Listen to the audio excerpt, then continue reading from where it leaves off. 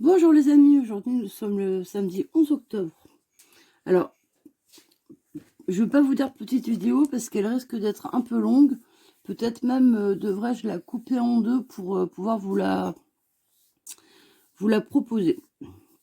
Donc c'était à propos de la chanson Sister Morphine. Chanson écrite pour l'album Sticky Fingers, sorti le 23 avril 1971, enregistré du 22 au 31 mars 1969. Les auteurs sont Mick Jagger et Keith Richards et la compositrice Marianne Faithfull. Alors, l'historique de l'enregistrement. La chanson enregistrée entre 1968 parle d'un homme qui a un accident de voiture et meurt à l'hôpital en réclamant de la morphine. Mick Jagger, excusez-moi, ça bouge beaucoup autour de moi, a écrit la musique lors d'un séjour à Rome en 1968 et Marianne Faithfull les paroles. À l'époque, Faithfull n'était pas toxicomane, mais étrangement l'est devenue au moment de la sortie du titre en 71. La version de Faithfull comprend autour d'elle chanteuse, son compagnon Mick Jagger, à la guitare acoustique, Ray Cooder quand même à la guitare slide et à la basse. Je fais une pause parce qu'il y a trop de bruit, on se reprend après. Donc voilà, un peu moins de bruit. Donc on a, je vous avais dit, nous avions, elle était chanteuse, son compagnon Mick Jagger à la guitare acoustique, Ray Cooder, donc c'est quand même pas rien, à la guitare slide et à la basse Jack Nitzsche au piano et à l'orgue et Charlie Watts à la batterie. Je choisis de vous raconter l'histoire de cette chanson, Sister Morphine, parce qu'elle illustre bien le sale petit monde de la musique, tout ce que l'on ne vous dit pas, ce qui est caché pour vous vendre du beau, de la jeunesse et des groupes qui s'entendent à merveille. En effet, la véritable auteure de ce titre est bel et bien Marianne Faithfull. Sauf que face à la machine déjà bien lancée des Rolling Stones, elle avait peu de chances d'être citée et encore moins d'en retirer des bénéfices aussi colossaux et avantageux que les leurs. Ben oui, puis en plus, c'est une femme. Au Royaume-Uni, le single de Faithfull a été retiré par Decca, donc c'est la maison de disques, en raison de la référence à la drogue, après la sortie de quelques 500 exemplaires. Donc imaginez bien que pour les collectionneurs, ce sont des raretés donc. Dans d'autres pays, par contre, le single a continué à être publié, mais souvent en face B. Alors effectivement, vous pouvez le trouver dans d'autres pays, mais pour un amateur, c'est le single anglais qui est intéressant, bien sûr. Concernant les Rolling Stones, elle est enregistrée en mars 69. Jagger au chant et Keith Richards à la guitare acoustique. Ray Cooder, toujours le grand, reste à la guitare slide. Charlie Watts à la batterie. Il y a eu une bataille juridique autour du titre, puisque Faithfull est créditée par Decca comme co-autrice avec Jagger et Richards, mais ne l'est pas sur le single américain. Tout comme la version des Rolling Stones sur l'album Sticky Fingers. À la suite d'une bataille longue juridique, Marianne obtient de nouveau les droits de co-auteur et se retrouve créditée sur le Sticky Finger à partir de 1994. Imaginez bien, les gars, la bataille et tout l'argent qu'elle a perdu. Parce que je pense que c'est quand même pas rétroactif. Donc, je sais pas où elle en est avec ses anciens copains. Mais à mon avis, je suis pas sûre que il y a encore beaucoup de tendresse. Je vous parle de cet état d'esprit de Mick Jagger, surtout car j'ai un grand amour pour la véritable âme du groupe, à savoir Brian Jones, premier ou plutôt deuxième du groupe des 27, si l'on tient compte du génial Robert Johnson, mort à 27 ans, et dont était fou, c'était une idole de Brian Jones. Donc c'est le fameux club des 27. Donc alors est-ce qu'on considère Brian Jones comme le premier ou Robert Johnson? Moi, j'aurais tendance à dire Robert Johnson. Voilà, je pourrais vous faire une vidéo podcast, si vous le souhaitez, sur ce fameux groupe des 27, mais vous devez déjà en connaître quelques-uns. Amy Winehouse, qu'est-ce qu'on a eu d'autre, ah là, Jimi Hendrix, enfin, le chanteur des Doors, Jim Morrison, enfin, voilà, le groupe des 27. Ils sont morts à 27 ans. Ici, je veux surtout vous parler de l'injustice immense faite à la véritable âme des Rolling Stones, à savoir Brian Jones. Né le 28 février 1942 à Cheltenham, c'est dans le Gloucestershire, et mort le 3 juillet 1969 à Hartfield, Sussex de l'Est, est un multi-instrumentaliste britannique. Icône des années 60, il est le fondateur des Rolling Stones, groupe pour lequel il a joué de 62 à 69. Originalement guitariste et harmoniciste, Brian Jones maîtrise de nombreux instruments à partir de l'album Aftermath de 66. Il intègre à de nombreux titres des instruments peu communs alors dans le rock and roll, comme la flûte, le dulcimer. Alors c'est un instrument attribué à 3 instruments de la famille des sitars.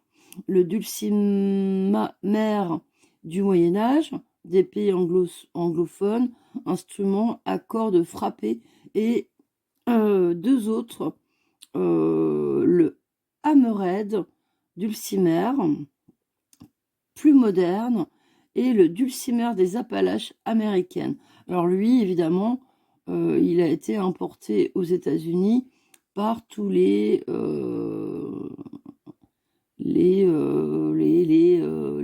immigrés irlandais, anglais, qui sont venus coloniser les terres américaines. Il a également introduit le sitar ou encore le mellotron.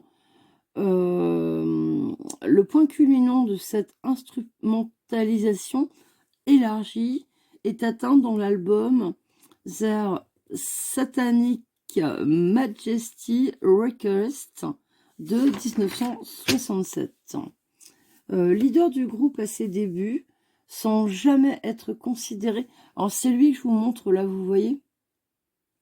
C'était lui, Brian Jones. C'était un beau garçon en plus, hein.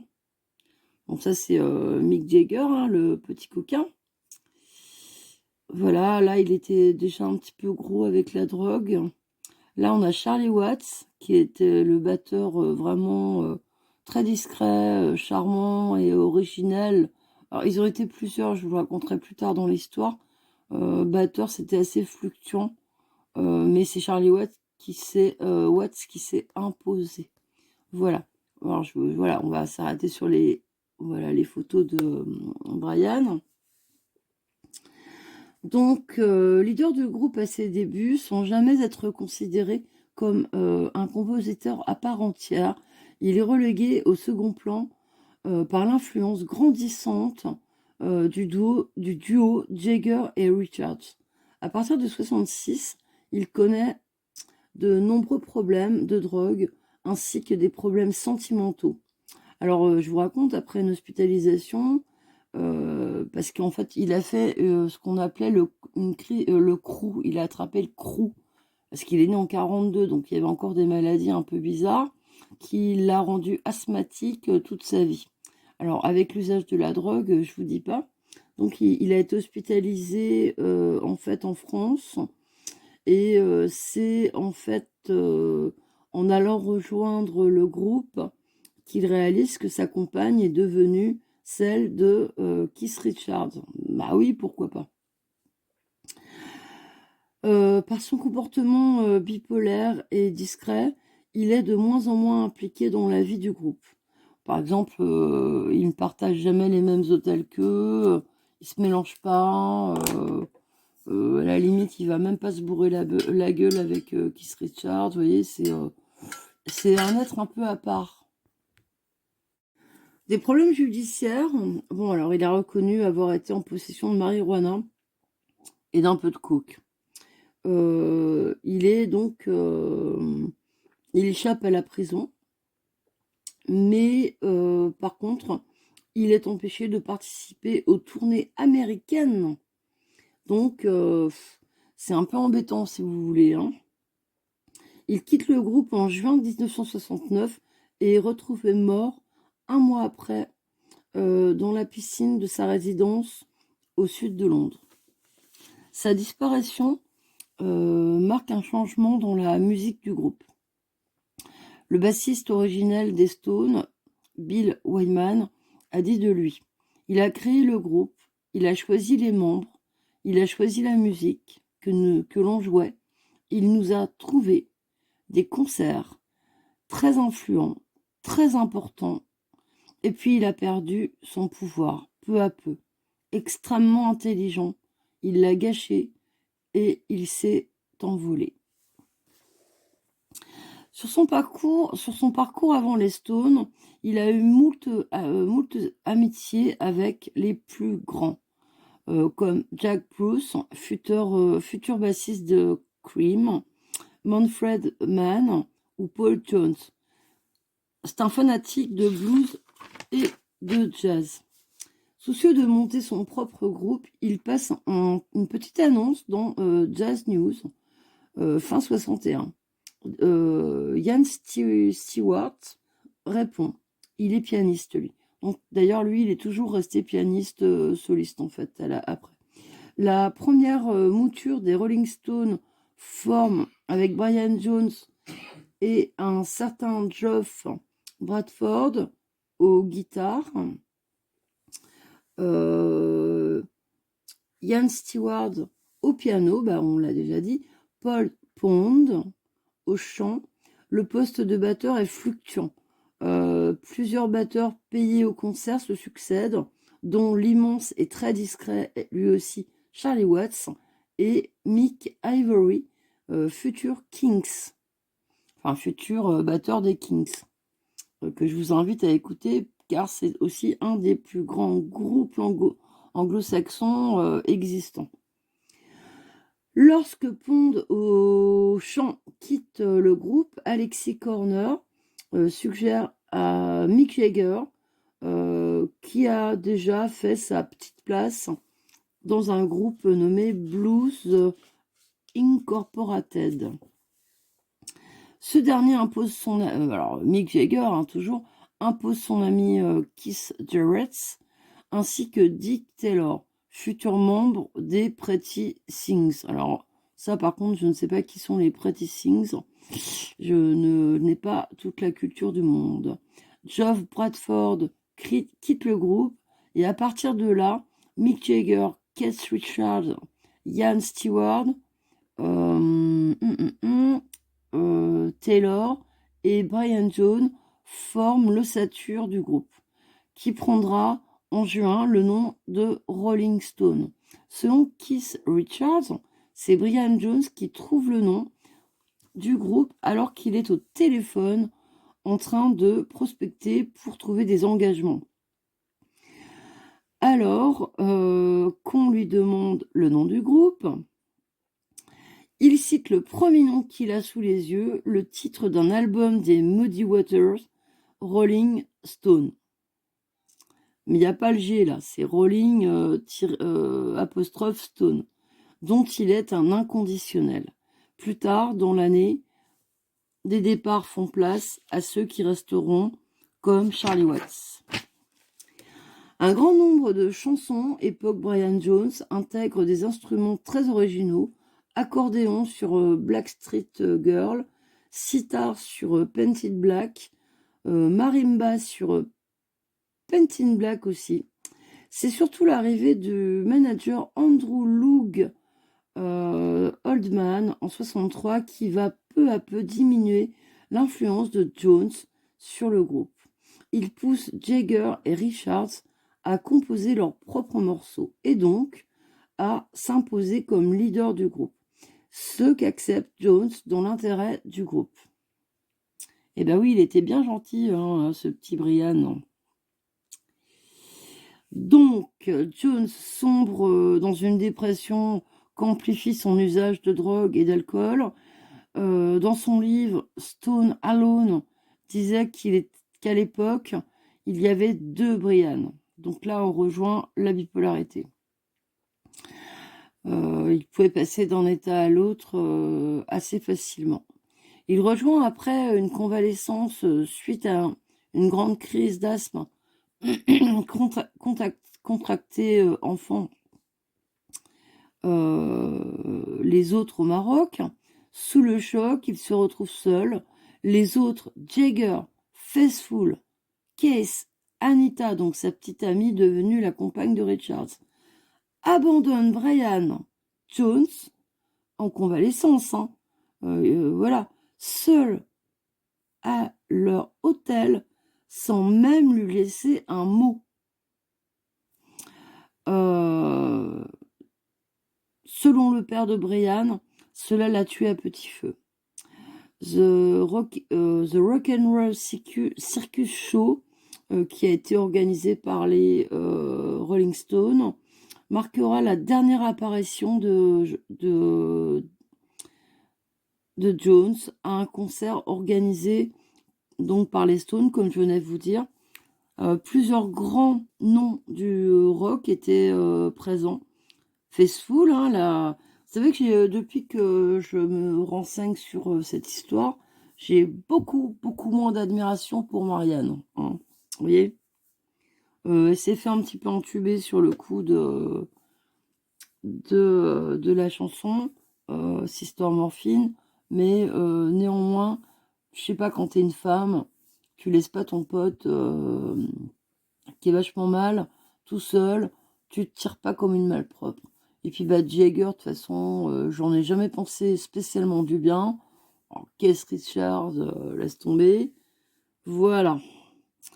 Donc alors là, à cette fête, ce concert était présent donc Faithfull, les Who, John Lennon, Eric Clapton ou Jethro Tull.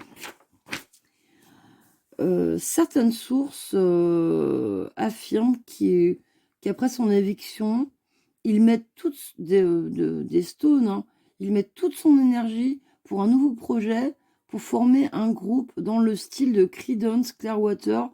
Qu'est-ce que j'ai écrit ou carrément entrer dans le groupe de Creedence Clearwater Revival qu'il vénérait pour les rejoindre, même en tant qu'harmoniste ou guitariste rythmique. Alors on arrive à sa mort. Dans la nuit du 2 au 3 juillet, peu après minuit, il est retrouvé inconscient dans sa piscine par Janet Louison, une amie qui l'avait invité. Il est probable qu'il se soit endormi dans la piscine chauffée à 30 degrés en ayant consommé alcool, somnifères et drogue. De nombreuses rumeurs circulent sur son assassinat, mais aucune n'ont mené à cette conclusion. Brian Jones est enterré, et c'est là qu'on arrive sur le bien dégueulasse, est enterré le 10 juillet 1969, et seul Charlie Watts, paix à ton âme Charlie, et Bill Wyman, membre des Rolling Stones, qui les a quittés en janvier 93, âgé de 88 ans, il était le plus âgé d'entre eux. Voilà. Là, je trouve ça dégueulasse parce que c'est un type qui vous a créé, de toutes pièces qui vraiment, je sais pas comment vous dire, mais a été pour vous un mentor et plus âgé que vous en plus puisqu'il était de 42. Hein, et finalement, il n'y a que Charlie Watts et l'autre aussi qui est maintenant qui est encore vivant, qui a 88 ans, qui ont suivi le cortège. Je vous trouve bien dégueulasse les mecs. Je vais continuer à écouter parce qu'évidemment, je peux pas me passer de vous. J'ai grandi avec vous les Rolling, hein. Mais je peux pas oublier Brian Jones et je pense que vous l'avez lâchement laissé tomber. Aucun d'entre vous, même Marianne Faithfull, qui est une femme pourtant, hein. Vous voyez comme quoi les femmes, on peut vraiment être de belles salopes. Voilà, c'est tout ce que j'avais à dire. Je suis désolée pour les amoureux de la musique qui m'entendent proférer des mots comme salope ou autre, mais là j'en ai pas d'autres qui me viennent à l'esprit. Et puis finalement, si en 94, elle avait pu s'asseoir clairement sur le pognon d'une chanson dont elle n'a fait qu'écrire les paroles, il y en a plein d'autres hein, qui se sont fait avoir. C'est pas bien grave. Elle a bien gagné sa vie par ailleurs. Et qu'aucun d'entre eux n'ait suivi le cortège funéraire, là, vous êtes vraiment des dégueulasses. Voilà. Moi, en tout cas, Brian, je t'aimerai toujours. Je reste fan de ta version de Lady Jane, que je me mets quand j'ai pas trop le moral. Et puis, je suis fière de toi. Voilà. Gros bisous à tout le monde. Je vous embrasse tous. Je vous souhaite un bon samedi. Et puis, on se retrouvera peut-être pour d'autres chansons, d'autres choses. On sait pas. Peut-être le club des 27. Mais c'est pas très rigolo. Allez, ciao, ciao.